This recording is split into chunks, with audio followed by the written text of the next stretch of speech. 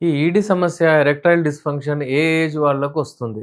40-70 ఏళ్ల ఏజ్ వాళ్ళకు ఏదైతే ఉంటారో 40-70 వాళ్ళలో అంటే 50% మందికి ఈ ఎరెక్షన్ ప్రాబ్లమ్, ఈడీ ప్రాబ్లమ్ వస్తుంది. అంటే ఎవరైనా 40 ఏండ్ల అయిందనుకోండి, 40 క్రాస్ అవ్వగానే చాలామందికి అంటే ఒకవేళ మనము 10 మందిని చూస్తే 5 మందికి ఈ ప్రాబ్లమ్ ఉంటది. అంత పెద్ద రేషియో. ఎరెక్టైల్ డిస్‌ఫంక్షన్ వస్తుంది వాళ్ళకి. ఎరెక్టైల్ డిస్‌ఫంక్షన్ ఎప్పుడైతే వచ్చేస్తుందో, ఆ సమయంలో బాడీకి ఓవరాల్ సంకేతాలు దొరికిపోతాయి. అంటే చూడండి, ఎరెక్షన్ ఏదైతే వస్తుందో, అది బ్లడ్ మంచిగా ఫ్లో అవుతే వస్తుంది. అది మనకు తెలిసిపోయింది. బ్లడ్ వెసల్స్‌లో ఒకవేళ బ్లడ్ వెళ్ళకపోతే, అక్కడ అంగం గట్టిగా పడదు. ఇప్పుడు చూడండి, ఒక రిసర్చ్ ప్రకారం చాలా స్మాలెస్ట్ ఆర్టరీస్ అంటే బ్లడ్ వెసల్స్ 2 రకాలే ఉంటాయి. ఒకటి ఆర్టరీస్, ఒకటి వెయిన్. ఆర్టరీస్ అంటే బ్లడ్ తీసుకెళ్తది. వెయిన్స్ అంటే బ్లడ్ వాపస్ హార్ట్‌కి తీసుకొస్తది. ఇప్పుడు హార్ట్ ఎప్పుడైతే మంచిగా పంప్ అవుతుందో బ్లడ్ వెళ్తుంది. ఆ ఆర్టరీస్ ద్వారా ఈ కార్పోరా క్యావర్నోసా, కార్పోరా స్పాంజియోసాలో వెళ్తుంది. ఇప్పుడు ఇక్కడ ఆ ఆర్టరీస్ స్మాలెస్ట్ చిన్నయి మన బాడీలో అంటే చిన్నది ఆర్టరీ ఉంటుందక్కడ. దానికంటే కొంచెం పెద్దది ఎక్కడుంటుంది? హార్ట్‌లో ఉంటుంది. Coronary artery. హార్ట్‌కి ఏదైతే బ్లడ్ సప్లై అవుతుందో. ఇప్పుడు ఎప్పుడైతే మీకు ఇక్కడ బ్లడ్ సప్లై తక్కువ అయిపోతుంది, బ్లడ్ సప్లై వెళ్ళదు, దాని వలన అంగం గట్టిపడదు. అంగం గట్టిపడకపోతే ఎరెక్టైల్ డిస్‌ఫంక్షన్. ఈ ఎరెక్టైల్ డిస్‌ఫంక్షన్ సమస్య ఎప్పుడైతే వస్తుందో అదొక సంకేతం. ఎందుకంటే రాబోయే రోజుల్లో ఒక ఆన్ ఎన్ యావరేజ్ ఒక 10 ఏళ్ల తర్వాత స్ట్రోక్ రావచ్చు. అంగం అంటే అక్కడ గూడా బ్లడ్ వెసల్స్‌లో బ్లడ్ వెళ్ళదు అన్నట్టు. అక్కడ గూడా ఎరెక్షన్స్ రావు. ఎండోథీలియల్ డిస్‌ఫంక్షన్ అని జెప్తారు.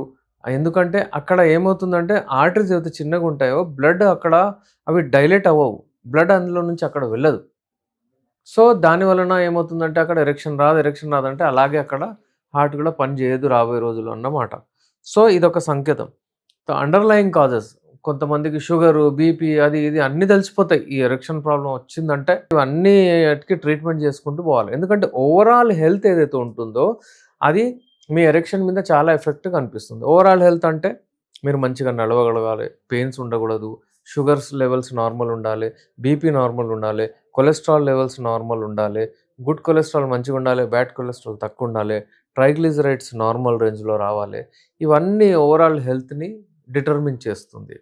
ఒకవేళ మీకు ఈ ఇవన్నీ మంచిగా లేవు, ప్రాబ్లమ్స్ ఉన్నాయి, మీకు ఎరెక్షన్ కావాలి అంటే అది మళ్ళీ అగైన్ బ్లూ పిల్స్, వైగ్రా, సువాగ్రా అవన్నీ వాడతారు కదా! అలా గాకుండా నేచురల్. అయితే ఈ రెమెడీస్‌కి, లైఫ్ స్టైల్‌కి, మెడిసిన్స్‌కి ఏం కనెక్షన్ ఉందో చూద్దాం. ఓవరాల్ హెల్త్‌ని మంచిగా పెంచుకోవడానికి రెమెడీస్ చాలా ఇంపార్టెంట్ ఉంటాయి. చాలామంది రెమెడీస్ కావాలంటారు. రెమెడీస్‌కి వెళ్ళే ముందు నేను మీకు ఒక విషయం చెప్తాను. ఫస్ట్ మనము తెలుసుకోవాలి. అంటే మీకు ప్రాబ్లమ్ ఎంత ఉంది? కొంచెం ఒకవేళ ఉంది, ఇప్పుడే స్టార్ట్ అయింది. ఆహ్, స్టార్టింగ్ ప్రాబ్లమ్ ఉంది, కొంచెం ఇబ్బందవుతుంది. 2 సార్లు చేసేవాళ్ళు ఒకటే సార్లు చేస్తున్నారు. సెకండ్ టైమ్ పాసిబిలిటీ అవ్వట్లేదు. ఎక్కువ సేపు తొందరగా వీర్యం వెళ్ళిపోతుంది అన్నట్టుంటే, మన రెమెడీస్ అన్నీ యూజ్ చేయొచ్చు. సాలప్ పంజా గురించి, సాఫ్రాన్ గురించి, అలాగే మనము ఇంతకుముందు మాట్లాడిన అన్ని రెమెడీస్ మీరు ట్రై చేయొచ్చు, మాట్లాడొచ్చు. అలాగే లైఫ్ స్టైల్ చేంజెస్. ఇప్పుడు లైఫ్ స్టైల్ చేంజెస్ అంటే ఏంటి? చూడండి, ఎవరికైనా సరే ఇప్పుడు ఏదైనా అలవాటులుండి స్మోకింగ్ గానియ్యండి, ఆల్కహాల్ గానియ్యండి, అలాగే ఇన్‌యాక్టివిటీ ఒకటే జగల కూర్చోవడం, బరువు పెంచుకోవడం, అలాగే స్ట్రెస్ ఎక్కువ ఉండడం, నిద్ర లేకపోవడం, నైట్ డ్యూటీస్ చేసి అంటే ఆ సమయంలో యూజువల్లీ రాత్రి 10-4 వరకే టెస్టోస్టెరోన్ ఉత్పత్తి అవుతది. ఆ సమయంలో పడుకోకుండా ఉండడం, రాత్రిపూట ఫోన్‌లు చూడడం, మాస్టర్బేషన్, హస్తప్రయోగం అది ఇది చేయడం, ఇవన్నీ లైఫ్ స్టైల్‌లో వస్తాయి. లైఫ్ స్టైల్ డిజార్డర్ అని చెప్పొచ్చు. అందుకే అవన్నీ చేంజ్ చేసుకోండి బాబు, మీరు మంచిగా అవుతారు అని మేము చెప్తూ ఉంటాను నేను. అలాగే కొన్ని రెమెడీస్ వాడండి. రెమెడీస్ అంటే ఏంటంటే హెల్తీగా ఉండడానికి. అయితే మీరు హెల్తీ ఉండడానికి ఇదంతా నేను చెప్తాను.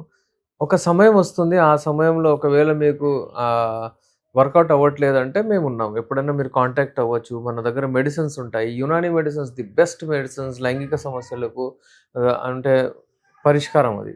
ఎప్పుడైనా సరే అంగం గట్టి అవ్వడానికి, లావు అవ్వడానికి, టైమింగ్ పెరగడానికి, మీకు మార్నింగ్ ఎరెక్షన్స్ రాకపోతే అవి రావడానికి, సెక్స్ డిజైర్ రావడానికి, ఫీలింగ్స్ మంచిగా రావడానికి, మీకు అంటే పెళ్లి కంటే ముందు ఒకవేళ మీరు ఏదైనా ఇబ్బంది పడుతున్నారు, టెన్షన్ తీసుకుంటున్నారంటే ఈ మెడిసిన్స్ వాడండి. ఈ మెడిసిన్స్ చాలా బెస్ట్ మెడిసిన్స్.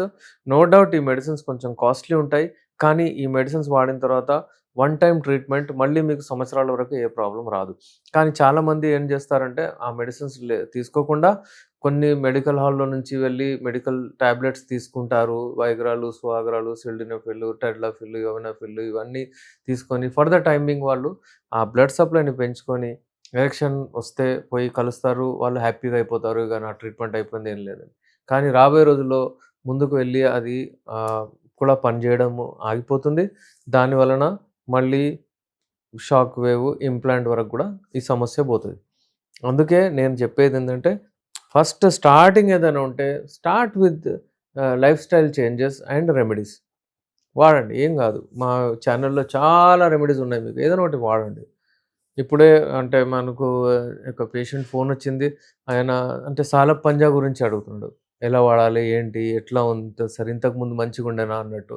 అలాంటివి చాలా పేషెంట్స్ ఉంటారు. వాళ్ళందరూ ఏందంటే మన ఛానెల్ చూస్తుంటారు, రెమెడీస్ చూస్తుంటారు, వాళ్ళు వాడుతుంటారు. అయితే మన ఛానెల్‌లో మనం ఆ రెమెడీ గురించి కూడా చెప్పాము. చాలామంది వాడుతున్నారు, హ్యాపీగా ఉన్నారు. ఒకవేళ మీకు గూడా అలా అంటే స్టార్టింగ్‌లో ప్రాబ్లమొస్తే రెమెడీస్‌కెళ్ళండి. లైఫ్ స్టైల్ డెఫినెట్‌లీ చేంజ్ చేయండి. షుగర్ లెవెల్స్ అవి ఇవన్నీ చెక్ చేయించుకోండి. ఒకవేళ షుగర్ ఉంటే షుగర్ గూడా కంట్రోల్‌లో పెట్టుకోవాలి. దాని తర్వాత గూడా ఒకవేళ మీకు సెట్ అవ్వకపోతే మీరు మాతో కాంటాక్ట్ అవ్వచ్చు. యునాని మెడిసిన్స్ తీసుకోవచ్చు.